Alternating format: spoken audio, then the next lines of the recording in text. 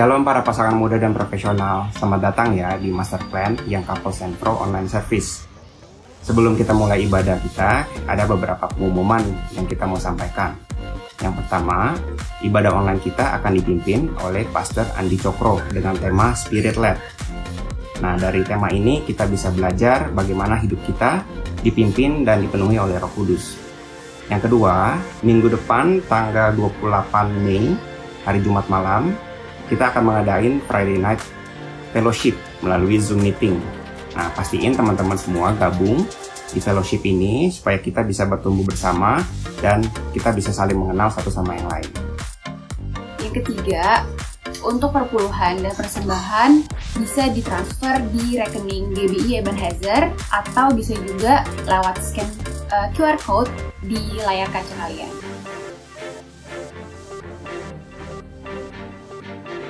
Yang terakhir, yuk kita follow Instagram social media @mt_yang_pro. Jadi kita bisa sama-sama tahu update kegiatan kita itu apa aja di situ.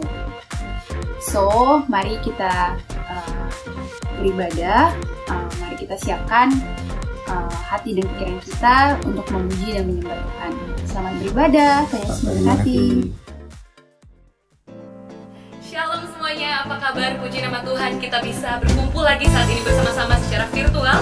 Kita mau memuji Tuhan, saya berdoa biar sukacita Tuhan memenuhi kita semua dimanapun kita berada. Let's go! Terima sukacita surga, itulah kekuatan bagi jiwa. Ku dapat rasakan kasih-Nya di tengah badai yang bergelora. Sukacita surga, itulah kekuatan bagi jiwa. Ku dapat saksikan kuasa-Nya, taklukkan badai yang bergelora. Haleluya, Kau ada dalam hatiku, takkan patah semangatku, takkan hilang kekuatanku.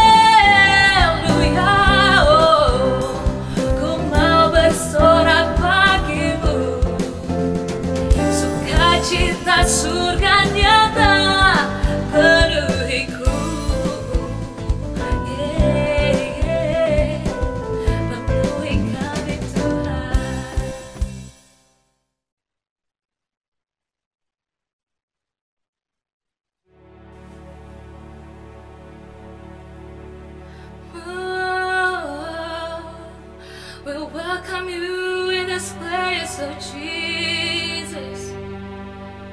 Fill us up with your Spirit. Oh, fill us up with your Spirit. Come on, church, sing it out with me. There's nothing worth more that will ever come close. Nothing can compare. You're our living hope. Your presence, Lord.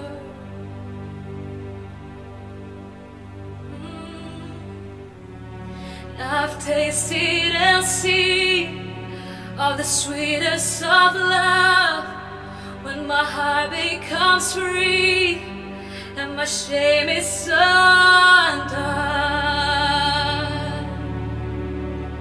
Your presence, Lord. Holy Spirit, you are welcome here. Come flood this place and fill the atmosphere. Your glory, God, is what our hearts long for, to be overcome by your presence, Lord.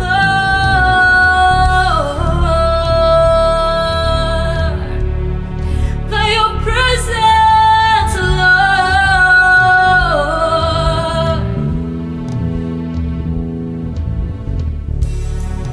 There's nothing worth more that will ever come close.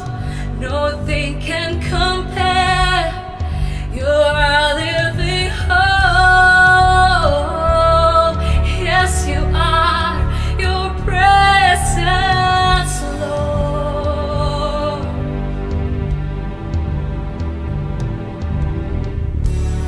And I've tasted and seen of the sweetest of love, when my heart becomes free and my shame is undone. By your presence, Lord. Sing it out. Holy Spirit, you are welcome here. Come flood this place and fill the atmosphere.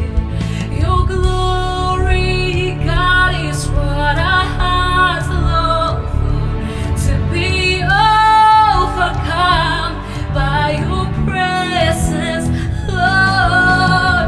Holy Spirit, you are welcome here. Come flood this place and fill the atmosphere. Your glory, God, is what our hearts long for, to be overcome by your presence, Lord.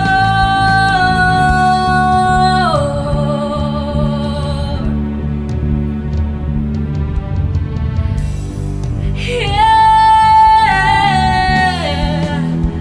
we are filled by your presence right now. Yes, Jesus, we are so thankful for your presence, Lord. You are here, you are here. Let us become more aware of your presence. Let us experience the glory of your goodness. Let us become more aware of your presence. Let us experience the glory of your goodness. Let us become more aware of your presence. Let us experience the glory of your goodness. Let us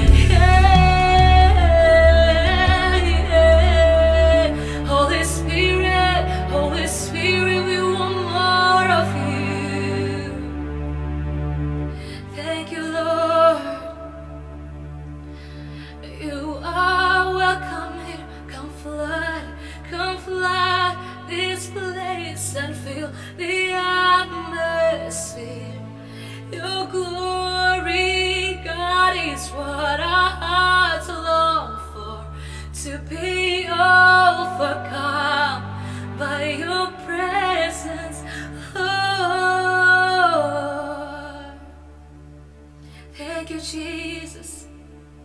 We need your Holy Spirit. Thank you, Lord. Jesus. Thank you, Lord. We're so hungry for your presence. Thank you, Jesus. You are so faithful. Thank you, Lord. In Jesus' name. Father, thank you for your love. Thank you for being such a good Father, God. Right now, we just want to dive deeper into your love, God, and be filled with your Holy Spirit. Thank you, Lord. You call me out upon the waters, the great unknown, where feet may fail, and there I find you in the mystery, in oceans deep. My faith will stand, and I will call upon your name, and keep my eyes above the waves. When oceans rise, my soul will rest in your embrace. For I am yours, and you are mine. Oh,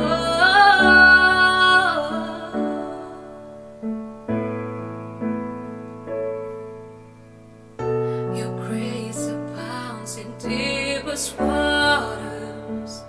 Your sovereign hand will be my guide. Where feet may fail and fear surrounds me, you've never failed, and you won't start now. So I will call upon your name, and keep my eyes above the waves. When oceans rise, my soul will rest in your embrace. For I am yours, and you are mine.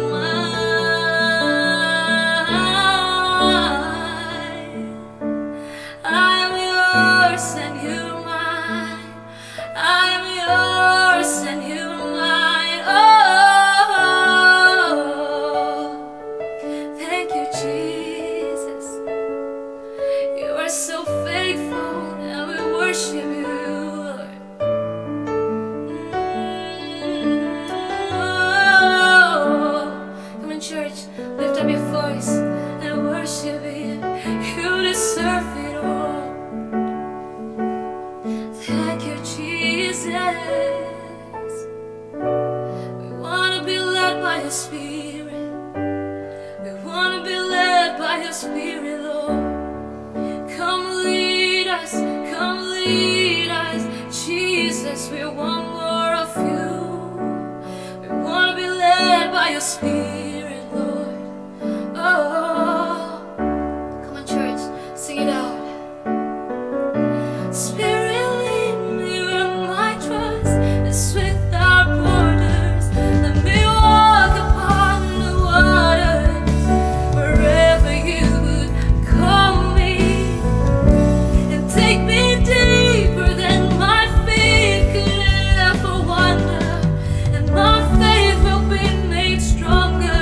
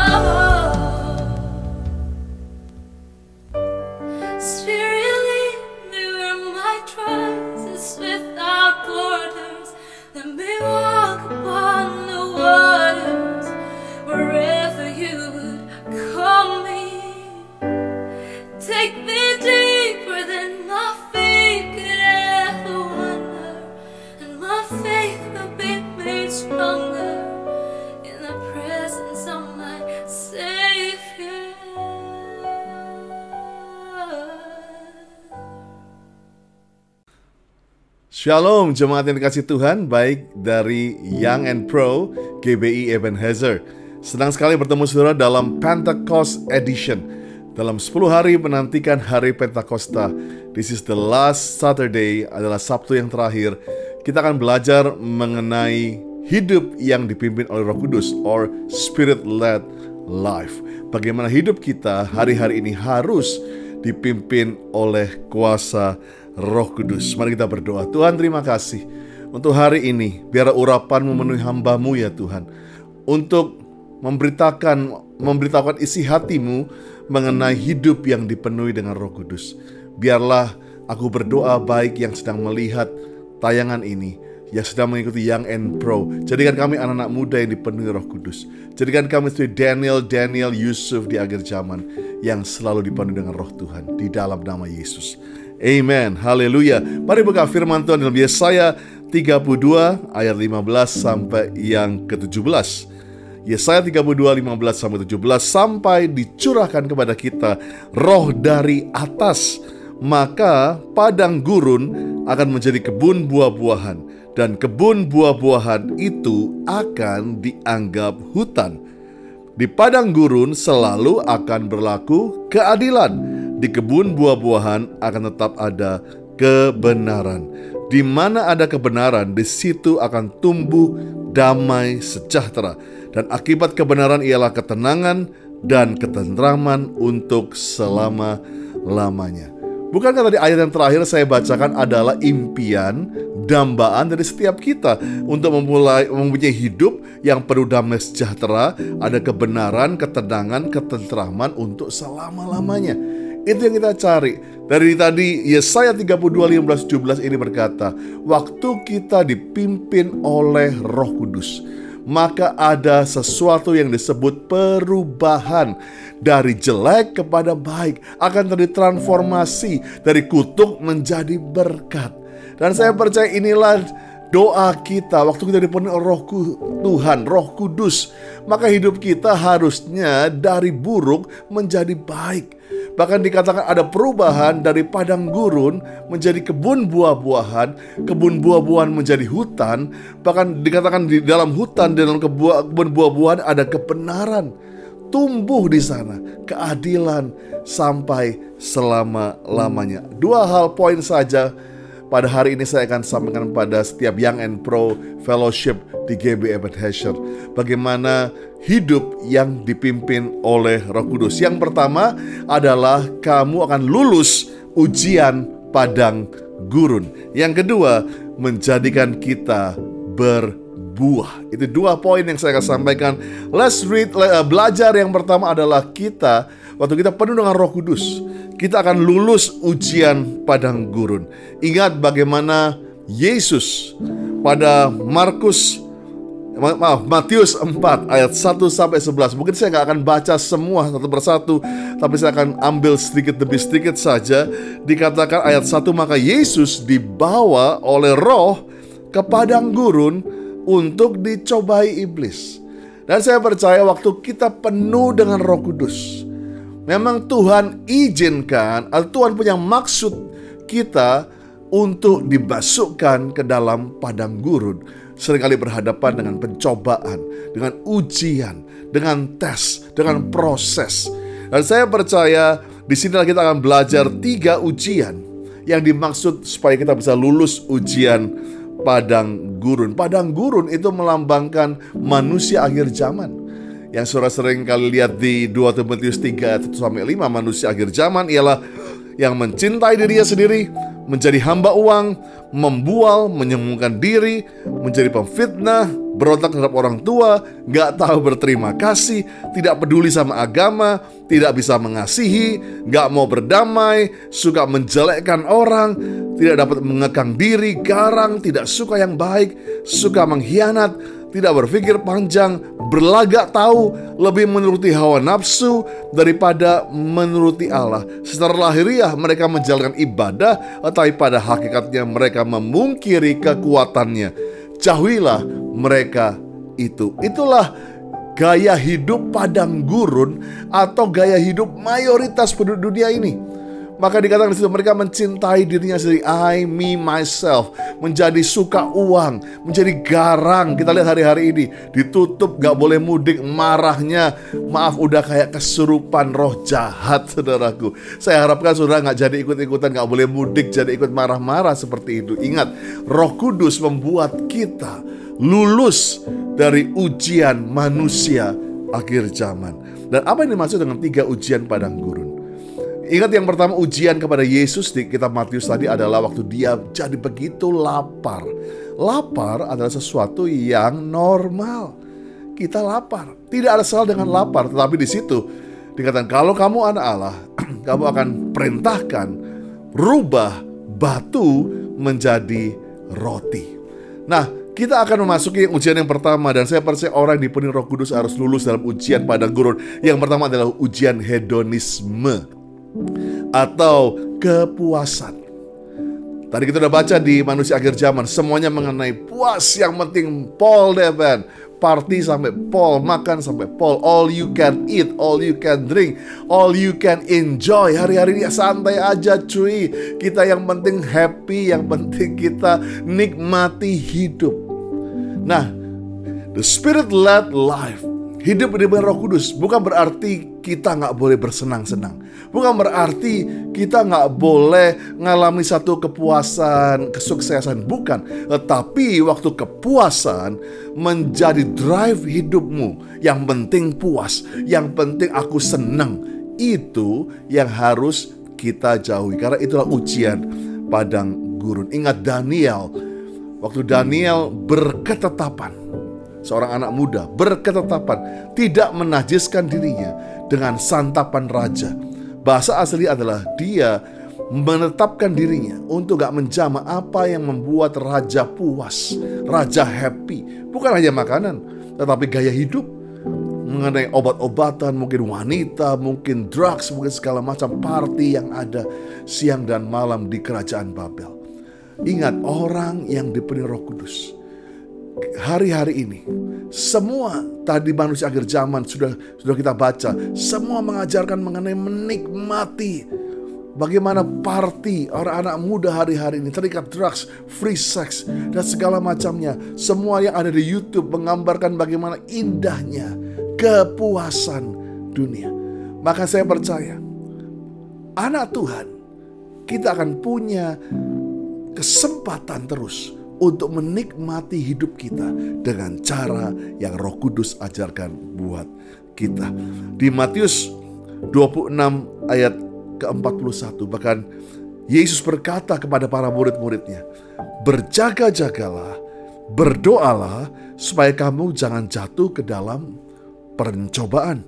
Roh memang penurut, tetapi daging ini lemah. Bicara mengenai kepuasan, apa sih mentoknya kamu bisa puas?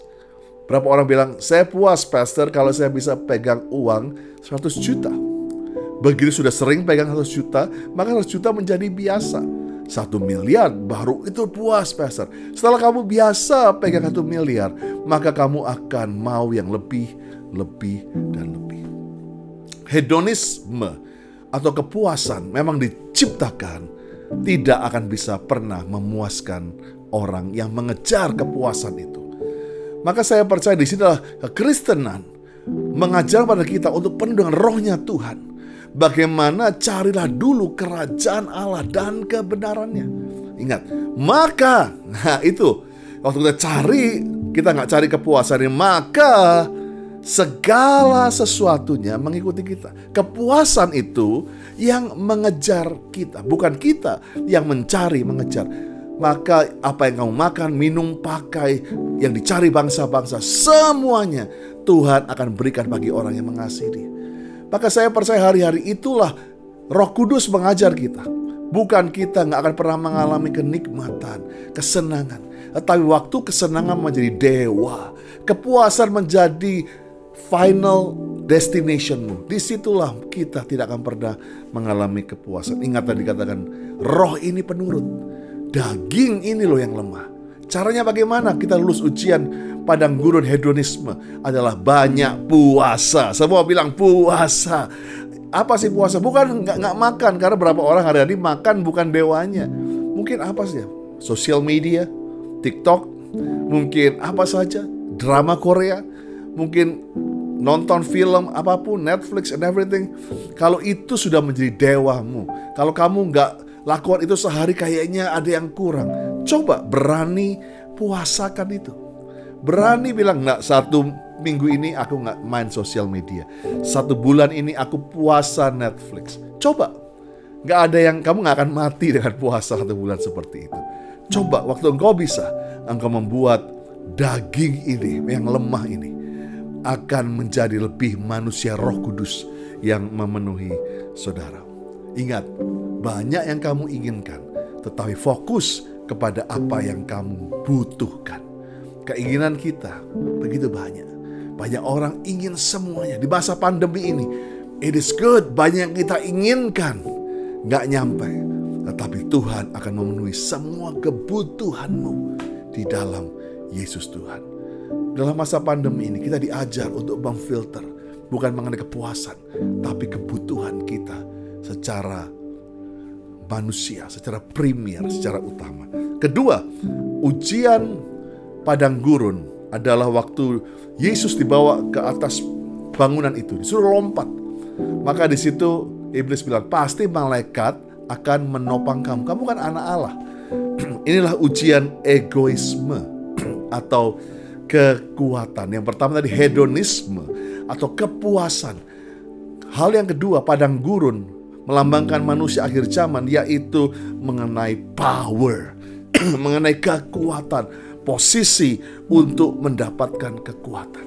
Kamu anak Allah, kamu pasti bisa. Kamu anak orang kaya, kamu orang yang pintar, kamu orang yang cakep. Dunia selalu membuat kita untuk mencapai power, kekuatan dengan apa yang kita bisa, apa yang kita punya.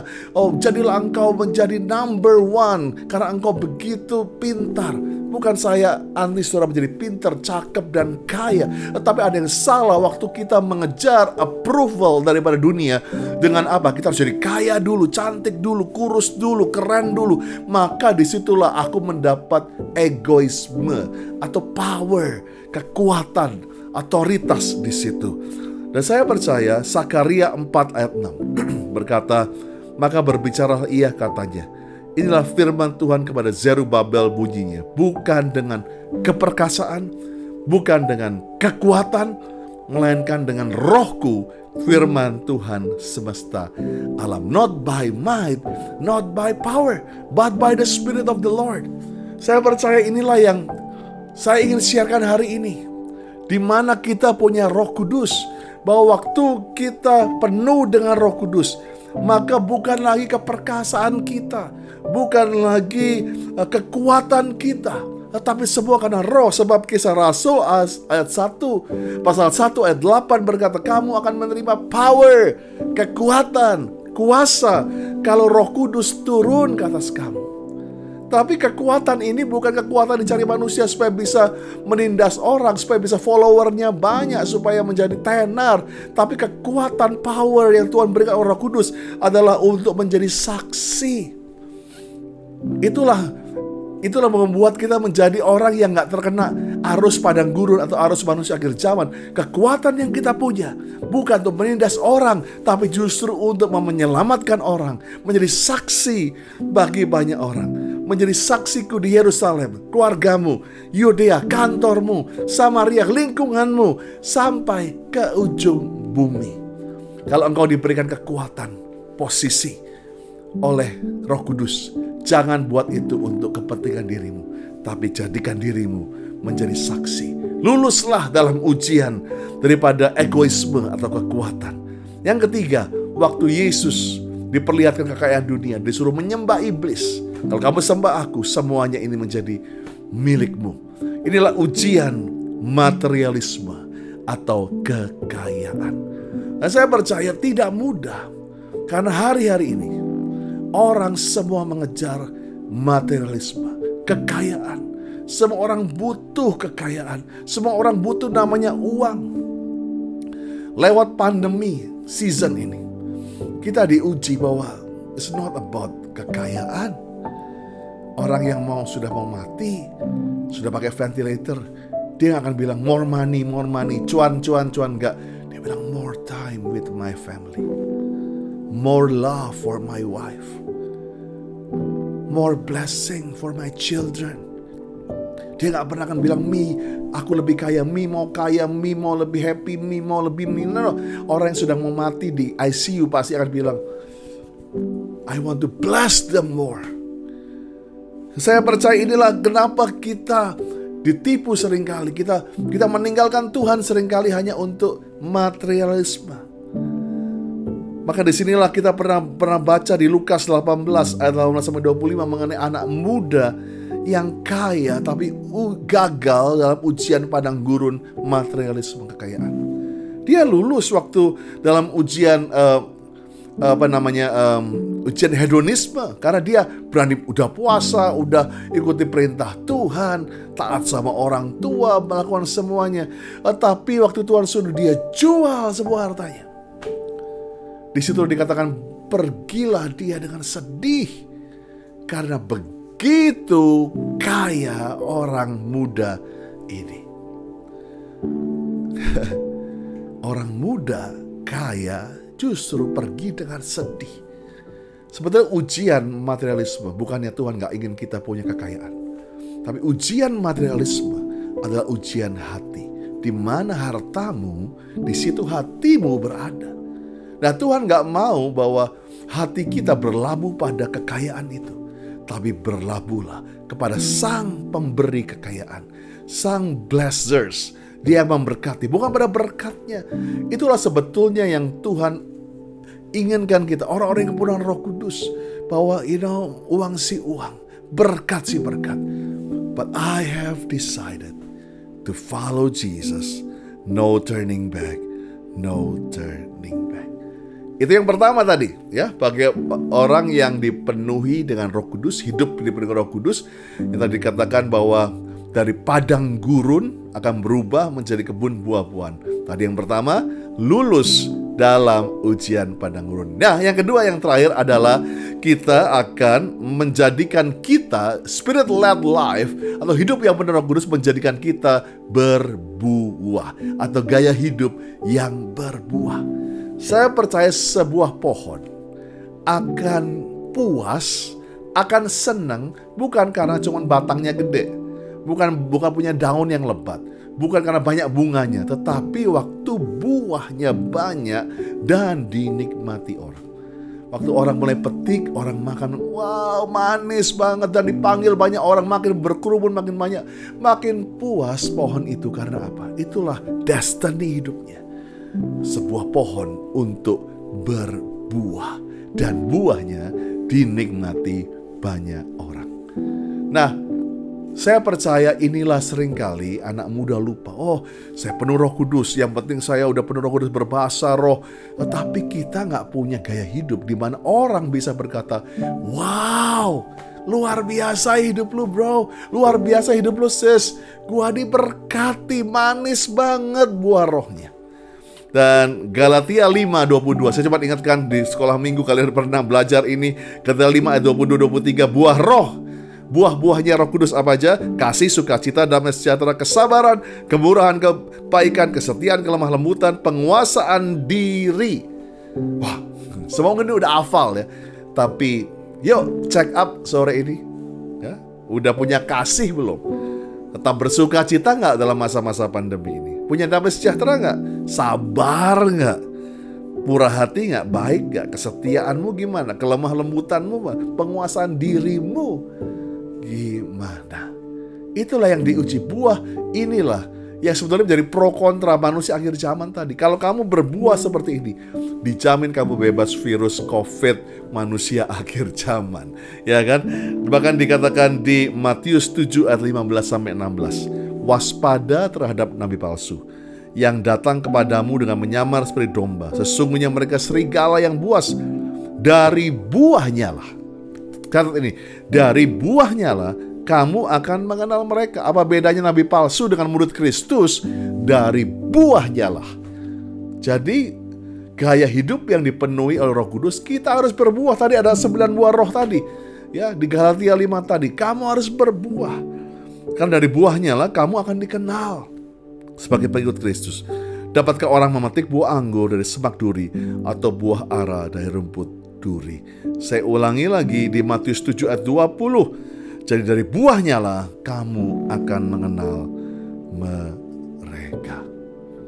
Nah, saya percaya inilah yang kita sedang celebrate mengenai 10 hari penyertaan Roh Kudus. Dan saya percaya bahwa hidup di Roh Kudus bukan hanya mengenai kuasa untuk menyembuhkan, kuasa untuk membuat orang tiba-tiba di Roh Kudus, kuasa untuk membangkitkan orang mati, tetapi kuasa untuk mematikan diri kita sendiri, mematikan daging. Lebih mudah buat kita untuk membangkitkan orang mati seringkali, membangkitkan dry bones. Tetapi kita gak bisa membangkitkan kehidupan kita, membangkitkan manusia roh, dan mematikan daging kita. Itulah seringkali kita gagal. Dan saya melihat begitu banyak anak-anak muda. Tadi saya sebutkan di awal, bagaimana Daniel dikatakan seorang yang cakap, seorang yang dibesarkan dalam takut akan Allah, fear of God. Dan dia tidak pernah mengejar untuk, kalau sudah pernah baca di kitab Daniel bagaimana dia pernah diuruk oleh emas permata, dia gak pernah kejar itu. Oh, dia namanya disebut di undang-undangnya Babel, dibela, dicintai, dia gak pernah. Yang dia lakukan cuma berketetapan untuk hidup kudus, berketetapan untuk berdoa, mencari wajah Tuhan. 3 kali sehari dia naik ke loteng atas. Itu aja, as simple as that. Dan itulah yang Roh Kudus bawa kita, bahwa semua di dunia ini penting. Apa yang tadi Padang Gurun sampaikan mengenai kepuasan, mengenai kekuatan, mengenai kekayaan, itu diperlukan. Tetapi jangan jadikan itu dewa. Jadikan yang utama, yang terutama is God. Carilah dulu kerajaan Allah kepada Dia, maka semuanya itu akan ditambahkan kepadamu. Banyak orang seringkali salah jalan, bypass, hanya mencari seperti itu. Yang penting aku sukses, yang penting pengakuan dunia. Ingat, di akhir zaman nanti Tuhan gak melihat kesuksesan kita sebagai apa yang dunia bilang sukses, tapi orang hamba Tuhan yang melakukan kehendak Tuhan pada zamannya, itulah yang akan masuk ke dalam kerajaan surga. So Young and Pro GB Ebenezer, engkau masih di Babel, tapi engkau bisa mengeluarkan the spirit of Babel dari hidupmu. Engkau bisa lari dari Babel, keluar dari Kasdim. Bukan berarti engkau akan minggat dari dunia, gak kerja lagi sama orang dunia. No, kamu tetap bisa kerja sama orang dunia, tapi engkau bukan berasal dari dunia ini. Hidupmu bukannya kamu lagi, tapi Kristus dalam engkau. And the spirit of you, God, kuasa Tuhan, roh kita, roh Tuhan itu yang memasuki hidup kita dan menjadikan kita lebih dari pemenang. Izinkan saya berdoa buat saudara saat ini. Kalau engkau sedang mengalami ujian padang gurun, di mana engkau terjebak dalam hedonisme, mengenai kepuasan, engkau terjebak di dalam mengenai posisi, engkau mengejar jabatan, engkau terjebak dalam hanya mengejar kekayaan. Bisakah hari ini engkau berkata, Tuhan ampuni aku, biarlah aku kembali menjadi anak muda seperti Daniel, yang sungguh-sungguh, bahkan seperti Sadrak, Mesak, Abednego, yang berkata, walaupun Tuhan tidak menolong aku, walaupun Tuhan tidak memberkati aku, walaupun mungkin hasilnya mungkin justru yang gak seperti aku idamkan, tapi tidak sekali-kali aku akan menyembah Allah lain. Wow, that's generation yang Tuhan mau. Dan saya percaya generasi ini akan penuh dengan kuasa Roh Kudus. Pencurahan Roh Kudus yang terbesar dan terakhir akan terjadi. Proses kita akan melihat bukan mengenai event, bukan mengenai hal-hal yang mungkin kita selama ini pikir revival itu adalah gereja penuh tapi stadion penuh itu bagian dari revival. Tapi revival yang sebenarnya adalah merubah gaya hidup dari manusia akhir zaman kepada orang-orang yang layak menyambut kedatangan Tuhan yang kedua kali. Bapa, terima kasih hamba-Mu selesai bicara. Firman-Mu mengingatkan kami, kalau kami dipenuhi dengan Roh Kudus, kami punya gaya hidup yang lulus dalam ujian padang gurun. Dan kami memiliki gaya hidup untuk berbuah. Dan buah kami akan dinikmati banyak orang. Biarlah kami dikenal sebagai murid-Mu karena buah yang kami hasilkan. Terima kasih Tuhan. Biarlah orang-orang di sekitar kami, seperti kitab Zakaria berkata, ada 10 orang memegang jubah kami dan berkata, tunjukkan jalan kepada Tuhan. Saya percaya Tuhan, kami percaya akan muncul kota-kota di atas gunung yang gak bisa bersembunyi, pelita-pelita di atas kaki Dian, orang-orang yang tidak ditaruh di bawah gantang menjadi bersinar, menjadi terang bagi dunia yang gelap ini. Terima kasih untuk Young and Pro Fellowship, biarlah mereka terus dipenuhi dengan Roh Kudus di dalam nama Yesus. Amin. Tuhan Yesus memberkati.